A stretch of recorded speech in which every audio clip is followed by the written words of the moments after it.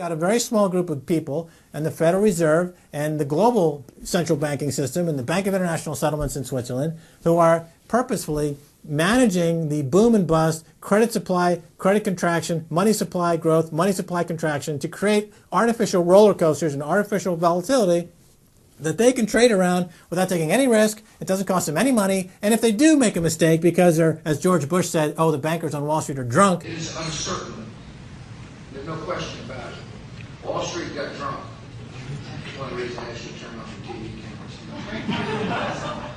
Let's say they walk in one day, they push the wrong button, and they lose the bank $1 billion or $5 billion or $100 billion. They can appeal to the government to bail them out. It's a totally asymmetric relationship between bankers and the rest of the economy. If they make a mistake, they get bailed out. If everyone else makes a mistake, they get put in jail, called a terrorist, and we never hear from them again. But it's a more sophisticated form of slavery, and we're going through it today. We see the taxation is going up all the time with the supposed crash of the banks that was not a happening out of the blue. It was set up for this time. They could have kept it going for another few years if it suited them, and then crashed all the bubbles. But now is the time. As they say in their own writings, now is the time. One of the great benefits of an economic model from an economist standpoint is you can basically get whatever results you want. You can manipulate the inputs to make that happen. And that makes it a very easy tool to use to hoodwink other people.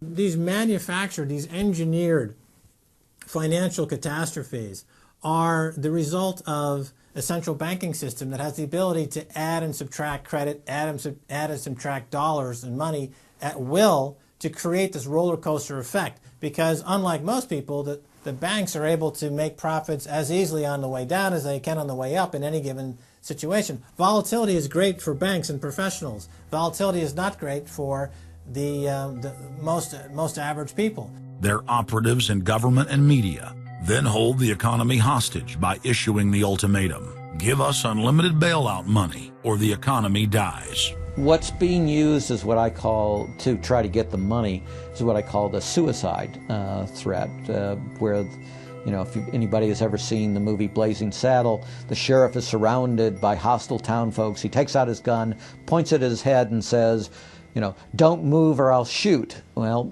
that's what the big banks are saying. You know, give us unlimited cash or we'll die. And if we die, you'll die because we're too big to fail. It is a false flag attack because Hank Paulson will get up in front of Congress and say, we need $700 billion because that thing, that existential threat, the market is attacking us and we need this handout to fight Mr. Market. Mr. Market is out there. We need to fight Mr. Market. It's an existential threat. Meanwhile, he is Mr. Market.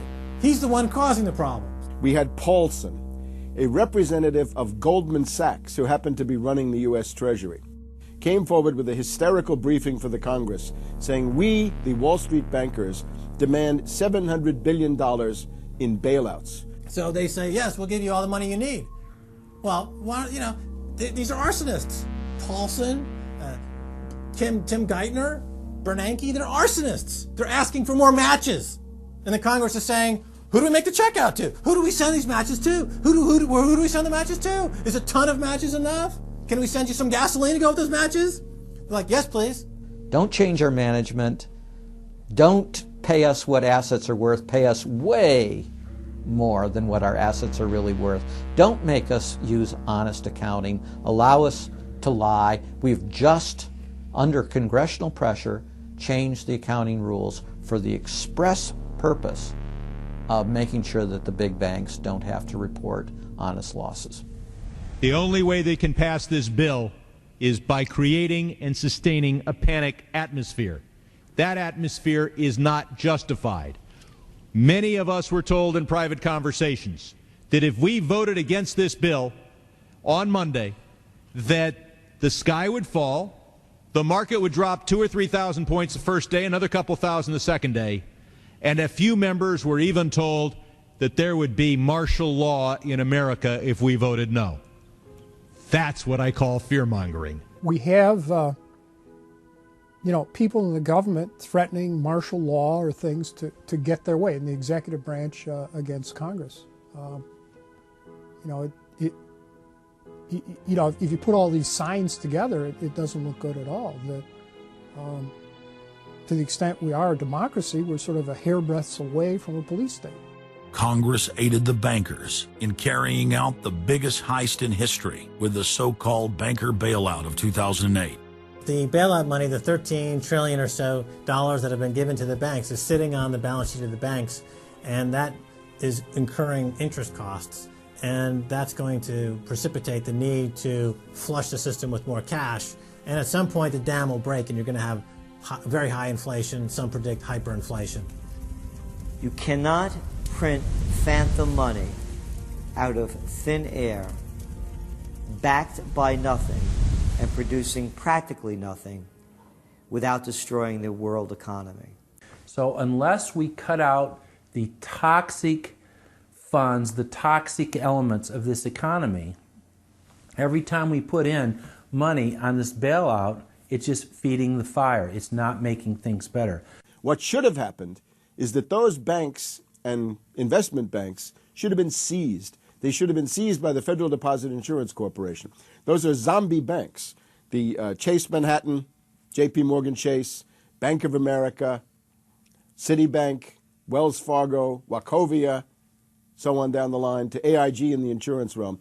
These are zombie institutions, insolvent, bankrupt. The only thing to do with them is to seize them, put them through Chapter 11 bankruptcy. That'll probably turn into Chapter 7 bankruptcy, liquidation. And above all, triage the derivatives on their books. There's no way to bail out a $1.5 quadrillion black hole of derivatives. But nevertheless, they tried. They will, of course, try to regain some of this money back, but their debts, unlike any other period in history, are now a quantum size bigger than the entire global GDP by a factor of 50 to 100. It's almost infinite amount of debt. If you really look at the numbers, because of the massive, massive debt, and right now, total debt in this country is about 375% of the gross domestic product. And that's not including derivatives. If you put the derivatives in, it's probably 20 to 30 times gross domestic product. It's beyond what anybody has ever even considered. While they were looting North America into the ground, the international banking syndicate was simultaneously executing the same scam in over 100 other nations. So who got the money? To financial institutions in Europe and other countries. Which ones? I don't know. $500 billion and you don't know who got the money? Well, Obama's got one difficulty with this Congress. It's the number of freshman Democrats that got elected. Many of these people know that they got their seats from, and many of which got seats in the Senate and Congress from long-held Republican seats. They know that the people back in their states and in their constituencies will not tolerate this any longer. So up against the Republicans and the blue dog Democrats are these freshman congressmen, Democratic congressmen and senators, and they're not, they don't seem like they want to go along with the program. So if there's any hope, it'll come from these freshmen. The Constitution says no money shall be drawn from the Treasury but in consequence of appropriations made by law. This money is not drawn from the Treasury. Well, let's talk about that. Do you think it's consistent with the spirit of that provision of the Constitution for a group like the FMOC to hand out $500 billion to foreigners without any action by this Congress? Congress approved it in the Federal Reserve Act. When was that? Quite a long time ago. I don't know the exact date. 100 years ago? The original act is 1914, I believe. I don't know whether this provision was in 1914 or not, but the Federal Reserve Act was in 1913. All right, and at that time, the entire gross national product of this country was well under $500 billion, wasn't it? I don't know. Is it safe to say that nobody in 1913 contemplated that your small little group of people would decide to hand out $500 billion to foreigners? What the bailout legislation really did was give a blank check backed up by U.S. taxpayers to offshore megabanks. Of course, Congress has oversight. If you read the Constitution, our founders were very clear. Anything to do with taxes and money is put into the hands of both houses of Congress together. Both houses of Congress together must approve it. because it's a buck, because that's why we fought the revolution. Taxation without representation was part of it. Foreign banks, Société Générale of France, about 10 billion for a French bank. Deutsche Bank of Germany. Did Deutsche Bank need the money?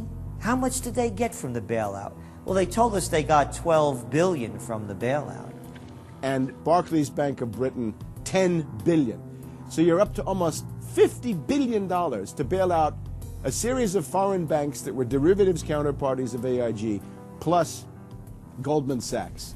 This is the biggest swindle, not only in the history of the United States, this is the biggest swindle and transfer of wealth in the history of the Western countries.